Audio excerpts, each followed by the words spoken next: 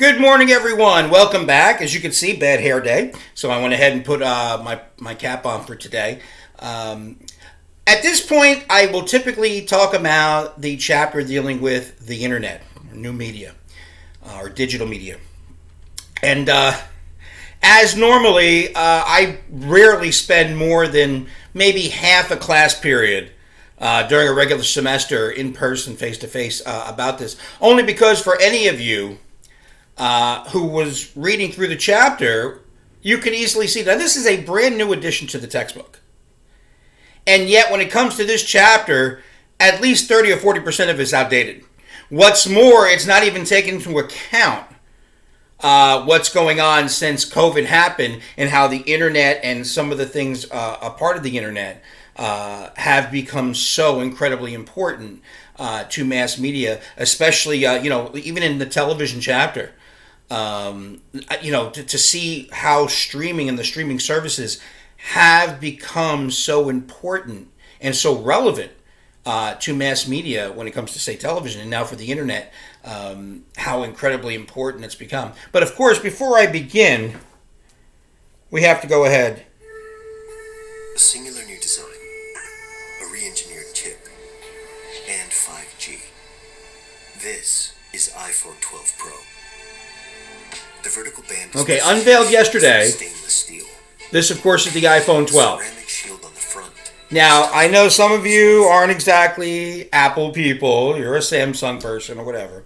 But that's always a significant event because whether you like iPhone or whether you like Apple or not, the iPhone is the trendsetter. It is by far the best product, and it's the one that people try to then top. Samsung, of course, will try to come out with something that tops it or is better than it and that kind of thing, especially try to do it for a lower price.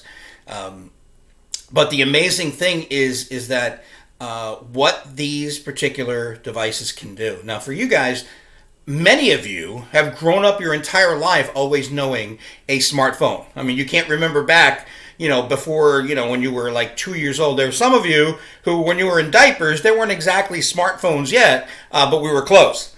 And now, of course, the iPhone is just so iconic when it comes to helping with, mass media and that kind of thing. And again, when you get a new phone, if you go from an iPhone 10 to an iPhone 12, okay? You're not doing it because, oh, wow, the sound quality when I talk to somebody is really much better. No, hell no.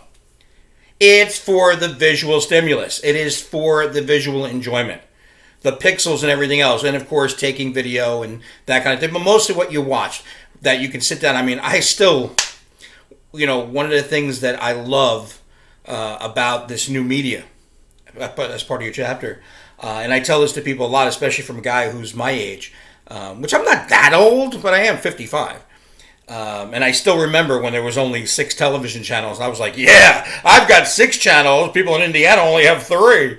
But I still remember, I tell people, because I am of a significant age, how amazing and how cool I think it is that, what was it, a year or two ago, I was getting work done on my car. I had a bunch of recall tickets, and I had a day off. I says, let me go ahead and get a couple of these recall tickets done. So I go in, and I made my appointment, and they said, it's going to be about 4 to 5 hours. Would you like a ride home? And we'll come pick you up when your car's done. I looked at the waiting room. I looked at my iPhone. I said, no, I got my HBO here. I'll just binge watch some Sopranos.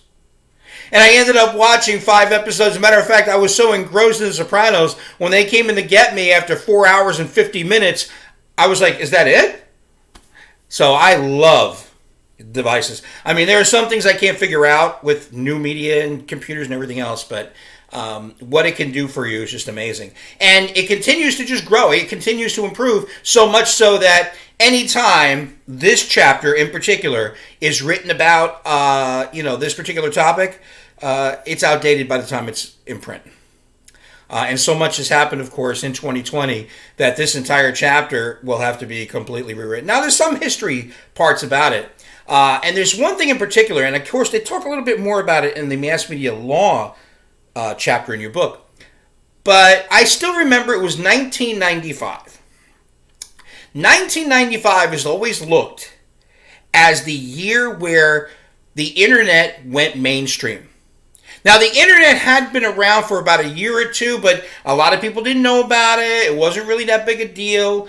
And especially because in order to access the internet, this interconnection of networks, you had to have a computer, a personal computer or a PC. Now, in the early 90s, if you had a computer, it was that one big white one that sat in your parents' dining room, okay? Or maybe in somebody's den, all right? You had one computer for the entire family, all right? And usually, if you didn't play video games on it, mom was playing solitaire. That's about it. That's what, oh yeah, let's pay some bills or something like that. And then 1995 is when the World Wide Web or the internet pretty much went mainstream, especially because for the first time, the personal computer or the PC now started to come under $1,000. So now it was affordable.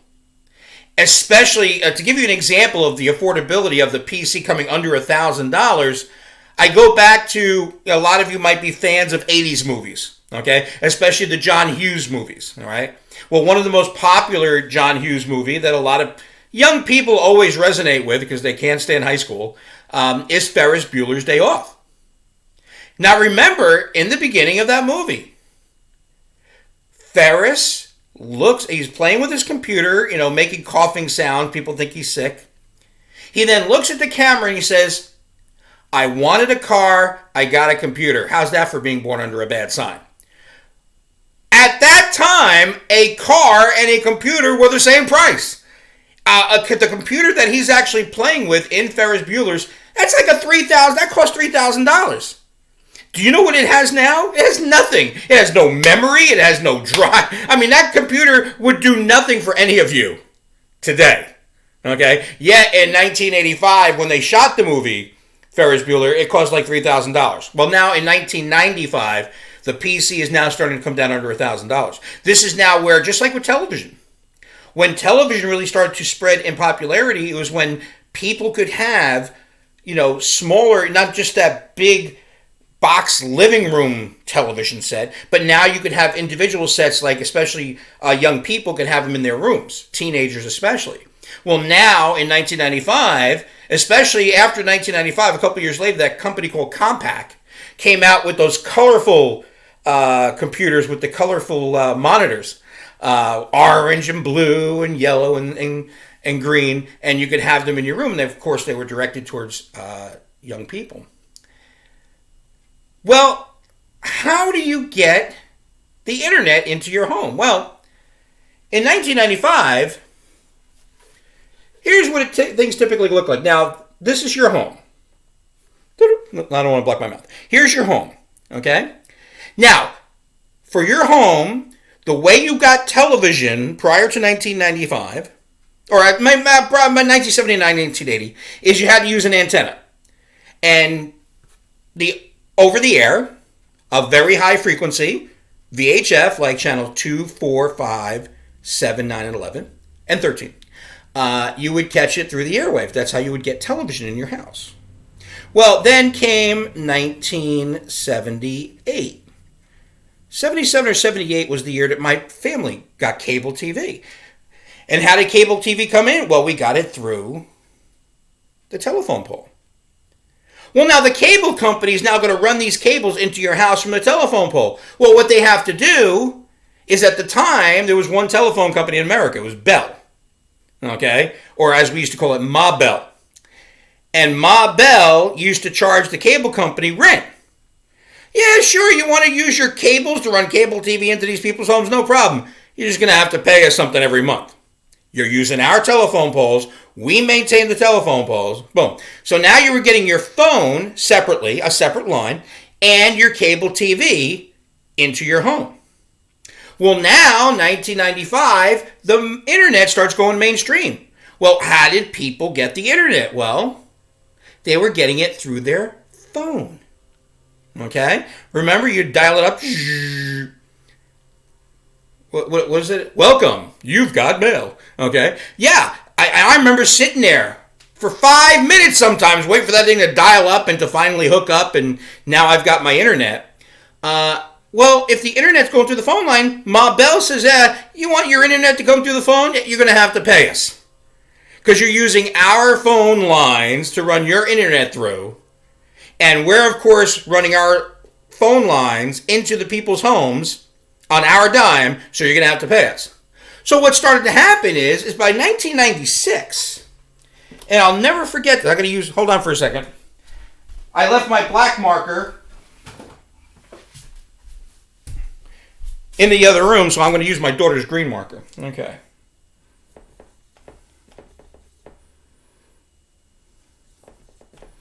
All right.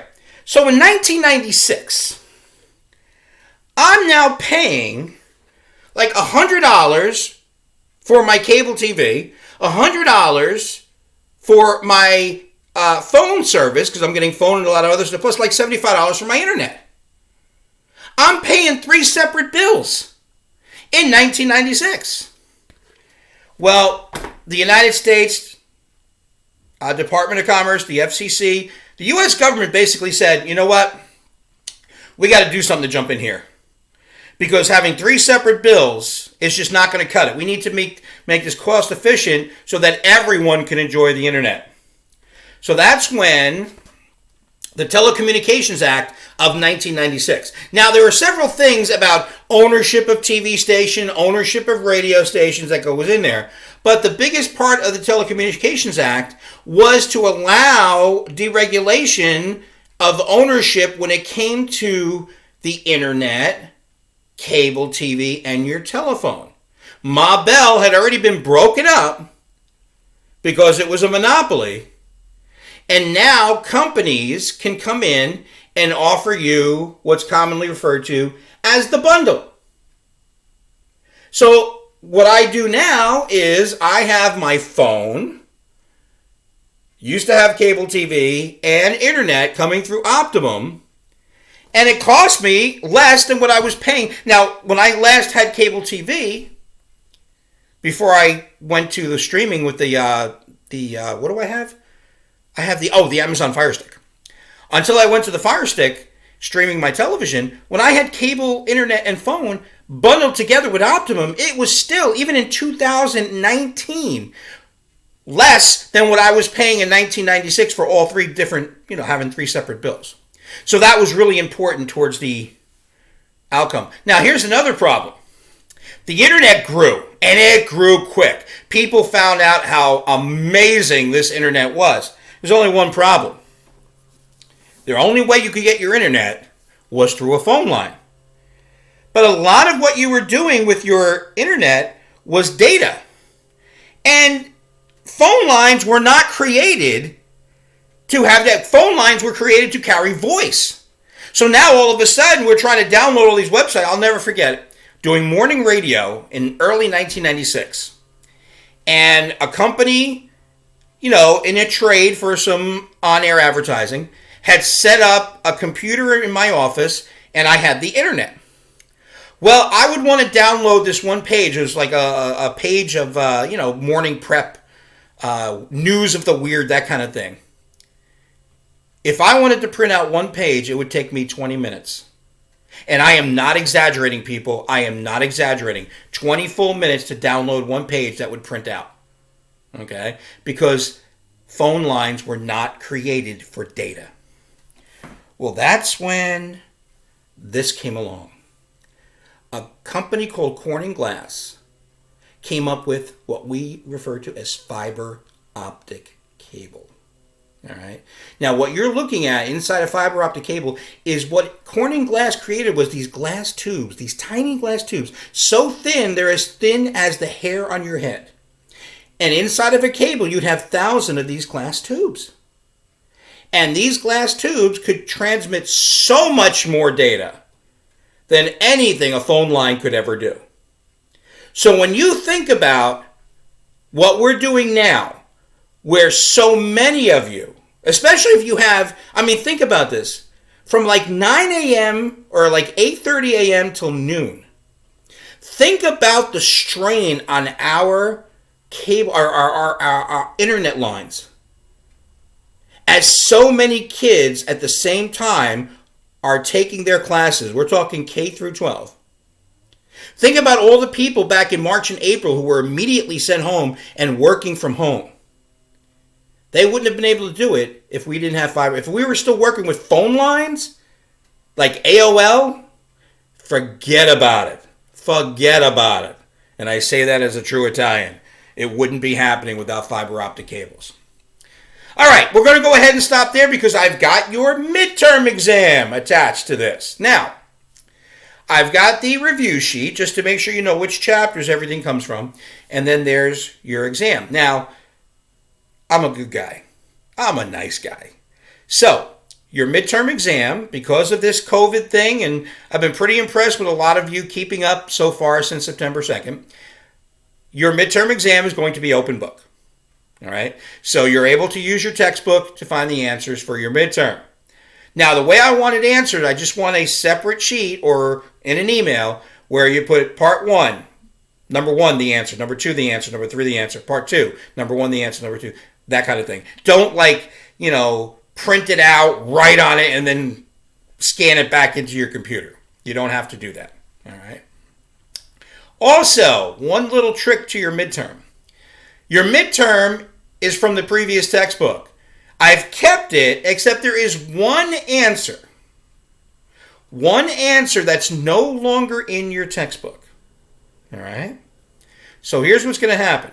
It is something I have mentioned in one of my videos. So, your exam, maximum points you can get on this exam is 125 points. If you get that question wrong, it just won't count against you. If you get that question right, it'll count, but it'll also get you 10 extra credit points. All right? Now, I'm not telling you which one it is. There's one particular answer that's no longer in your textbook. Otherwise, everything that's listed in the review sheet comes from the chapters I got it from. And you need to have your midterm, and we're going to give you an extra day. So you have to have it to me by Monday at 8 p.m. All right? So good luck with your midterms, people, and we'll talk to you on Tuesday morning.